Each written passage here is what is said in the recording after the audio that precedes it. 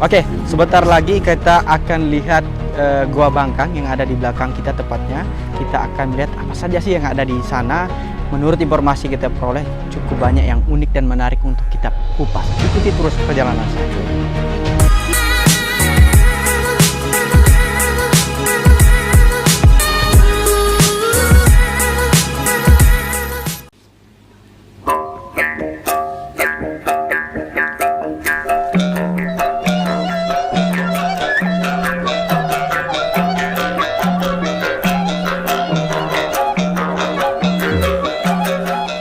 Baik, seperti ini pemandangan di pintu masuk Goa Bangkang namanya ya, di Desa Prabu. Nah, kita lihat bahwa di atas ini begitu banyak, ada ribuan, bahkan mungkin jutaan ya kelelawar di sini yang memang menjadi ciri khas dari Goa Bangkang ini. Dan di hadapan kita saya akan menghadirkan narasumber langsung, ada pendamping kita. Pak bisa oh ya, bisa. Oke, dengan Bapak siapa? Saya dengan Erlan. Pak Erlan. Kebetulan kita sebagai pengelola dari Goa Kelelawar ini. Dan juga kita beberapa ada fasilitas kayak akomodasi, restoran sama swimming pool. Berarti ini kita kalau masuk ke sini wajib menggunakan ini, helm? Ya, itu salah satu equipment yang kita siapkan, dan ini juga masalah safetyness juga kayak begitu. Karena di sini yang seperti Bapak pernah dengar, kalau di Goa Bangkang ini kita bukan jutaan lagi ya. Ini uncountable bed ya. Dan jenis kelelawar yang kita punya di sini, spesiesnya tuh ada 3 spesies ya. Yang pertama dari warnanya aja, ada yang grey yang seperti biasa, kemudian ada yang agak kekuning-kuningan orange, kemudian ada lagi yang albino. Ya, jadi kenapa setiap pengunjung yang datang kita suggestkan mereka itu pakai helmet.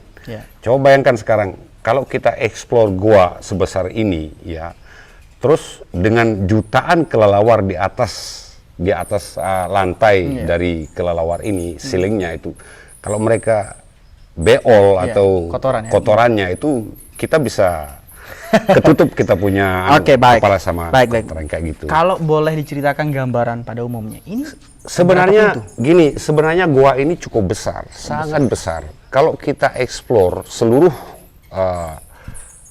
seluruh rongga gua ini, dari rongga pertama sampai rongga terakhir di sana, kita akan butuh sekitar 3 hari 3 malam. 3 hari. Dan jujur aja tidak pernah ada satu orang, pernah ada satu orang yang dulu sekitar tahun 80-an ya mencoba explore.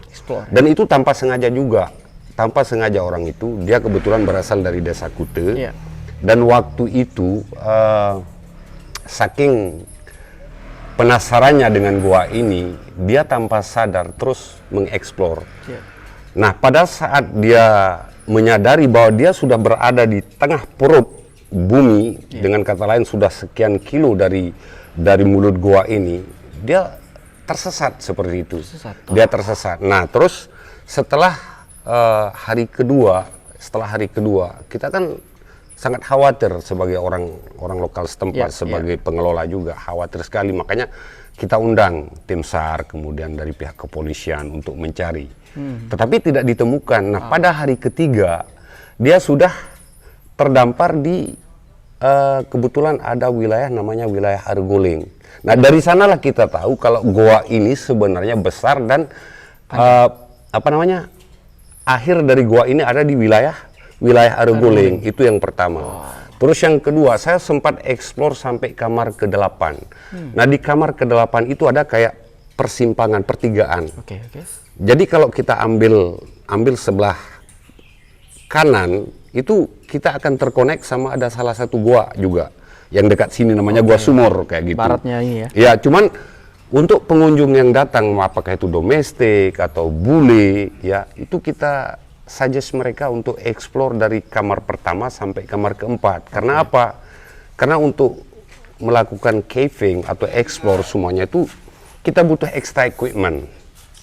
Extra equipment, sama kita betul-betul butuh guide yang betul-betul talented yang di bidangnya itu, di bidang caving ya, seperti itu. Sebentar lagi kita akan melihat di dalam seperti apa suasana Goa Bangkang namanya. Ikuti terus perjalanan saya.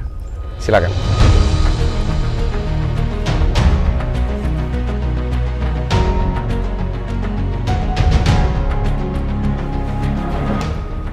Oke, kita akan coba masuk ke pintu atau ke kamar kedua, oke. kamar kedua, lubang kedua. Oke, Silakan. banyak juga kalau. Silakan. Ya. Oke, kita akan- Jadi ini salah satu konektornya untuk ruangan pertama ke ruangan kedua ya, agak gelap. Nah, di sini karena pada dasarnya kita mau menjaga keaslian dari gua ini, jadi kita nggak banyak menyetak sesuatu yang sifatnya artificial. Yes.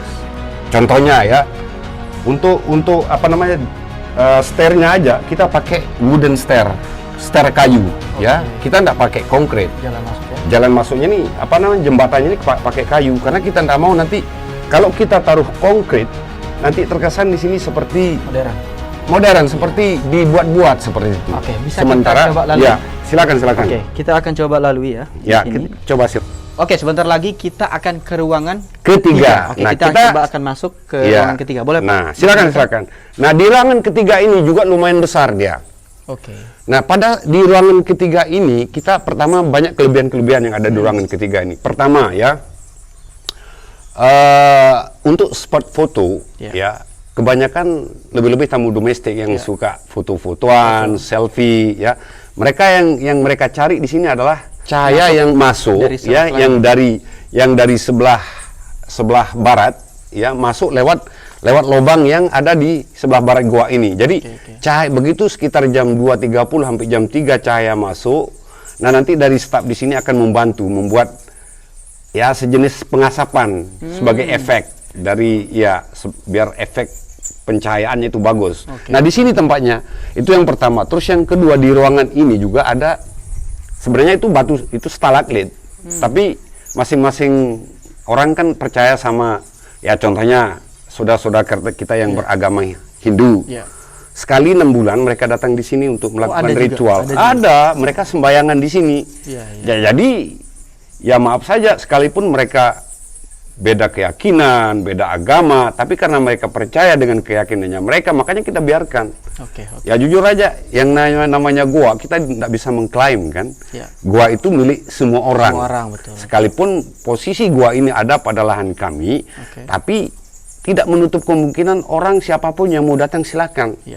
Cuman ya tanggung jawab moral kita untuk preserve, untuk proteksi dari gua ini, karena gua kan di Lombok ini cuma ada beberapa tempat kan.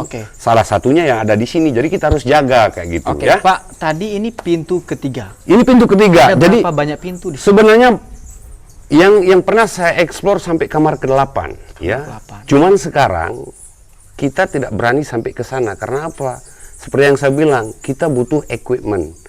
Kita butuh guide yang betul-betul talented. Kita butuh orang yang mau explore itu bukan seperti, maaf saja, bukan seperti abang-abang ini. Nanti kalau memang betul-betul ingin explore semua, nanti kita bisa siapkan juga. Termasuk saya nanti juga akan ikut explore sampai kamar ke-10. Bisa. Nah, bisa kita berjalan ke sana kan? Bisa, ayo silakan. First train on the plane, we were flying to the mountains. Ya, cukup ini ya, terdengar suara kecoa ya. Suara kelelawar di atas. Kemudian di sini kita lihat begitu banyak, Pak. Kemudian ada saya lihat ini aliran apa? Seperti air. Iya, ada air, rembesan air. Saudara-saudara kita yang beragama Hindu, mereka biasanya melakukan ritual di sini. Yang mereka kejar ya warna ini batu yang ada di sini. Di situ, Pak. Ya, di sini deh, seputaran sini. Kayak gitu, karena mereka percaya batu ini mungkin ya, karena dia seperti apalah dewa Siwa segala macam lah ya, tapi ya terserah, mereka kan kepercayaannya mereka. Jadi ya kita sekedar fasilitasi aja mereka kan, begitu bentuk toleransi kita sesama kan. Seperti itu. Baik, terus kita akan sekarang kita akan menuju ke kamar keempat. Kamar keempat. Cuman kamar keempat ini dia agak ekstrim. Jadi kita sampai di sini aja, Mas. Kita bisa lihat sampai di sini aja. Kamar keempat. Catatannya cukup ekstrim. Ayo, Mas. Agak gelap tapi nggak masalah karena goa kan. Cukup kita kamar 4. Karena memang kondisi ya. Kondisinya. Nah, di kamar keempat, itu ada lubang tuh. Ada lubang. Banyak ya? Nah, itu lubang. Nah, untuk lubang sana itu koneknya bisa naik ke atas, Pak? sampai ke kamar keempat dia. Oke, di sini merupakan lubang kamar itu. keempat ya. Saya akan menunjukkan kepada Anda lubang keempat yang ekstrim. Ya. Yang rekomendasinya tidak masuk ke dalamnya. Tidak bisa, cuman kita sampai ini aja. Kan kita sampai lubang yang apa namanya konektornya. Konektor ya. Nah, kita harus apa namanya? Dulunya tidak seperti sekecil ini sebenarnya. Dulunya agak besar dia tapi karena tai kelelawar makanya dia agak ketutup. Iya. Dulu kita bisa jalan, sekarang kalau mau kita harus merangkak kayak gitu. Dan ruangan keempat itu ukurannya 2 kali ini besarnya. Oh, sebenarnya Pak ya? Lebih besar, 2 kali ini. Dan di sana ada spot foto yang bagus juga. Kayak gitu. Kita tidak melanjutkan perjalanan di Kamar keempat. kamar atau pintu keempat karena memang tidak direkomendasikan dengan kondisi fasilitas kita yang masih